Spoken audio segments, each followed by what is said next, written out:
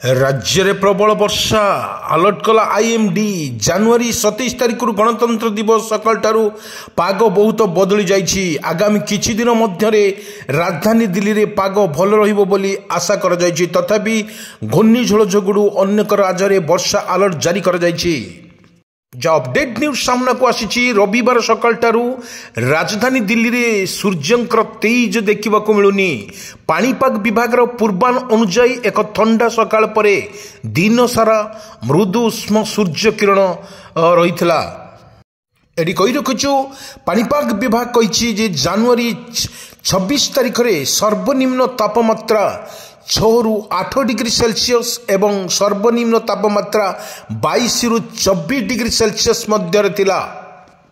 अन्य पक्षर जदि देखिबा बात्या जोगो उत्तर प्रदेश रे पागर शीतल लहरी सृष्टि होईछि। पाणीपाग विभाग पूर्वानुमान करिछि जे उत्तर पूर्व आसाम उपर एक घूर्णिझड़ अवस्थित अछि। जनवरी 29 तारिख रु एक नूतन पश्चिम घूर्णिझड़ हिमाचल आड़क प्रभावित हो पारे बोली आकलन करिछि भारतीय पाणीपाग विभाग। अन्य पक्षरे पश्चिम बात्या जोगु उत्तर प्रदेश रे पागर शीतल लहरी सृष्टि होइछिवार देखिबाक मिलिछि। पूर्वानुमान करिछि आंचलिक पाणीपाग विभाग केंद्र उत्तर पूर्व आसाम उपरे एक घूर्णिझड़ अवस्थित होइछि। जनवरी 29 तारिख रु एक नूतन पश्चिम जल हिमाचल आड़क या प्रभावित होउछि। बड़ कथा होउछि पाणीपाग विभाग अनुसार आगामी किछि दिन पई पाग स्थिर रहिबार संभावना अछि। तथापि पश्चिम बात्या जोगु पाग परिस्थिति जोगु आगामी दिन में झिपि वर्षा हेबार संभावना रही एको स्पष्ट करिछि भारतीय पाणीपाग विभाग केंद्र। बड़ कथा होउछि उत्तर पूर्व राज्य गुड़िक मध्य घन कुहुड़ी पड़िबार संभावना रही। देशर किछि स्थान रे वर्षा तापमात्रा ह्रास रही पारे। एही समय रे भारतीय पाणीपाग विभाग अनेक स्थान रे प्रबल वर्षा हेबो बोली पूर्वानुमान करिछि। बड़ कथा होउछि भारतर आंचलिक पाणिपाग जो भारतीय पाणीपाग विभाग तरफ सूचना दि जाइछि।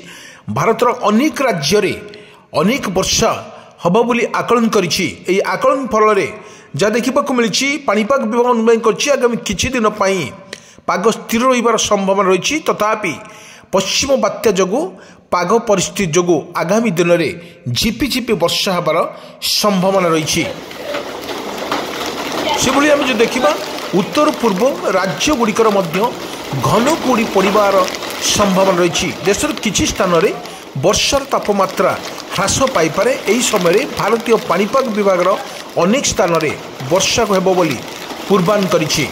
जा स्पष्ट कर जाइछि जदि आउ एक घूर्णिझड़ पूर्व विषुवरेखा भारत महासागर रे एक संलग्न दक्षिण अंडमान सागर उपस्थित रही ताहा मध्य समुद्र पतन ठारू 12.6 किलोमीटर डिस्टेंस उच्चतार पश्चिम भारतर 150 उत्तर पर्यंत मुख्य पवन सहित एक उष्ण उष्णता पश्चिम जेट स्ट्रीम प्रभावित होता फल एटाକୁ देखा गले आउ एक घूर्णिझड़ पूर्व विषुवरेखार भारत महासागर एक संलग्न दक्षिण अंडमान सागर उपरे अवस्थित रही।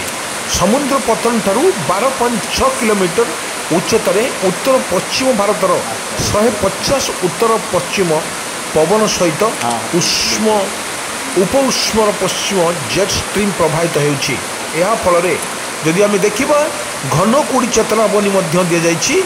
एको आईएमडी पूर्वानुजाई उड़ीसा सिक्किम एवं हिमाचल रे शीतल लहर जारी रही। यही स्थान गुड़िक घन कुहुड़ी रहिबो बोली आशा कर जाइछि। मणिपुर मिजोराम नागालैंड मेघालय एवं आसाम रे घन कुहुड़ी हेबार संभावना रही। यही संभावना को नहीं राज्य गुड़िकर वर्षा सतर्कता जारी कर जाइछि। भारतीय पाणीपाग विभाग कही एक अरुणाचल प्रदेश पश्चिम बंग और सिक्किम पाई वर्षार सतर्क जारी कर जाइछि। पंजाब और हिमाचल प्रदेश मध्य शीतल लहरी देखा मिल जा पूर्वानुमान करिछि। लखनऊ कानपुर ଏବଂ ଅଯୋଧ୍ୟା ଏବଂ ଏଇଭଳି ସମେତ ଉତ୍ତରପ୍ରଦେଶରେ ଅନେକ ସ୍ଥାନରେ ଘନ କୁହୁଡ଼ି ହେବାର ସମ୍ଭାବନା ମଧ୍ୟ ରହିଛି। ମଥୁରା, ଆଗ୍ରା ଏବଂ ମିରଟ ଏହି ଅଞ୍ଚଳରେ ମହାକୁମ୍ଭ ନଗରରେ କୁହୁଡ଼ି ମଧ୍ୟ ରହିବ। ଯେଉଁଠି ପ୍ରୟାଗରାଜ ଅଛି ଉତ୍ତରପ୍ରଦେଶରେ ତାହା ମଧ୍ୟ କୁହୁଡ଼ି ରହିବାର ମଧ୍ୟ ସମ୍ଭାବନା ରହିଛି। ଏକ ଭାରତୀୟ ପାଣିପାଗ ବିଭାଗ ତରଫରୁ ମଧ୍ୟ ସୂଚନା ମିଳିଛି। ବଡ଼ କଥା ହେଉଛି ଏହି ସହିତ ବାରାଣସୀ ଏବଂ ସିକିମ୍, ତ୍ରିପୁରା ଏବଂ ଏଇଭଳି ସ୍ଥାନରେ ମଧ୍ୟ କୁହୁଡ଼ି ଘନ ଏବଂ ଥଣ୍ଡା ଅନୁଭୂତ ହୋଇପାରେ ବୋଲି ଏହାକୁ ମଧ୍ୟ ଆକଳନ କରାଯାଇଛି। ଏହି ଆକଳନ ଫଳରେ ଯଦି ଦେଖିବା ଏହା ସହିତ ମଧ୍ୟ ଥଣ୍ଡାର ଅନୁଭୂତ ମଧ୍ୟ ହେବ।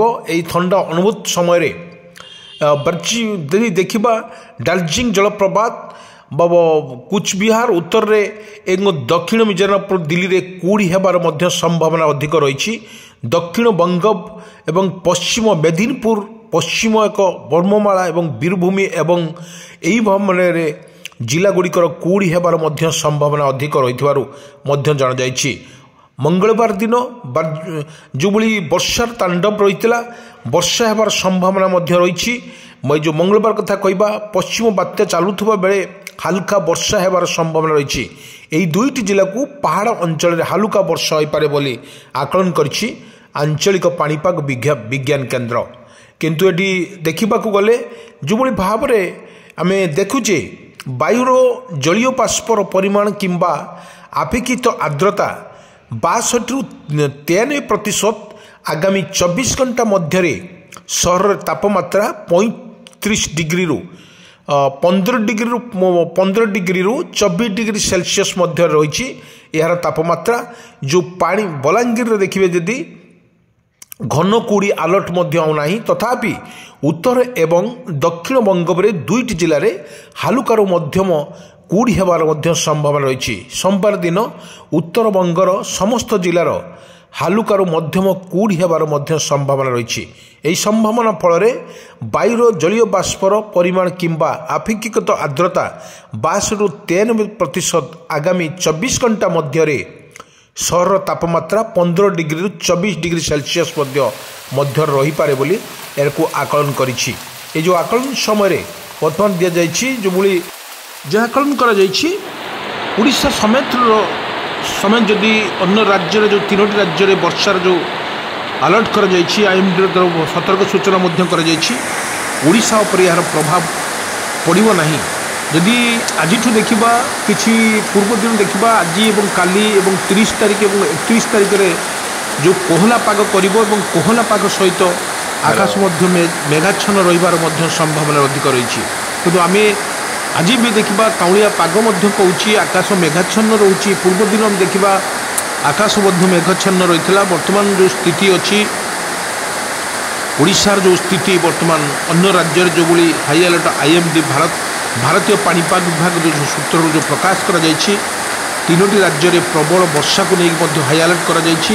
କିନ୍ତୁ ଓଡ଼ିଶାରେ ତା'ର ପ୍ରଭାବ ପଡ଼ିବ ନାହିଁ ବୋଲି ମଧ୍ୟ ଆକଳନ କରାଯାଇଛି।